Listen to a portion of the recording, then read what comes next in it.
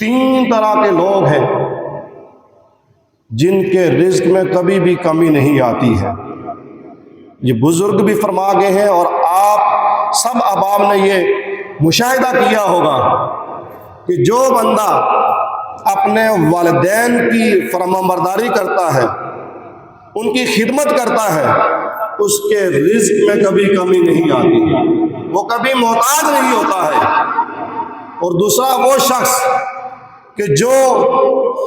اکیلے کھانا پسند نہ کرتا ہو بلکہ ساتھ لوگوں کو ملا کر کھانے کو پسند کرتا ہو،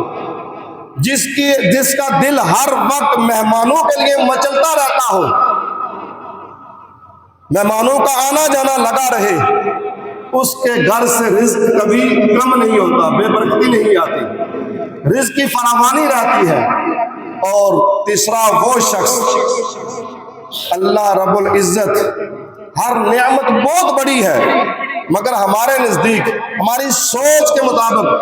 ادنا بھی نعمت اس کو اگر ملتی ہے، صرف پینے کو پانی مل جائے، اس پر بھی اللہ تعالیٰ کا وہ شکر ادا کرتا ہے تو اللہ تبارک و تعالیٰ اس کو مزید رزق عطا فرماتا ہے۔ ارشاد باری تعالیٰ ہے لَإِن شَكَرْتُمْ لَأَزِيدَنَّكُمْ، اگر تم میرا شکر ادا کرو گے تو تمہیں میں زیادہ عطا کروں گا، وَلَئِن كَفَرْتُمْ إِنَّ عَذَابَ رَبِّي لَشَدِيدٌ،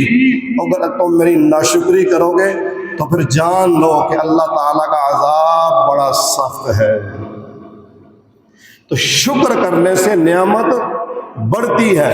رزق میں فراوانی ہوتی ہے، برکت آتی ہے، اور ناشکری سے اللہ تبارک و تعالیٰ پھر بندے کو آزمائش کے اندر مبتلا کر دیتا ہے، پھر اللہ فرماتا ہے کہ میرا عذاب بڑا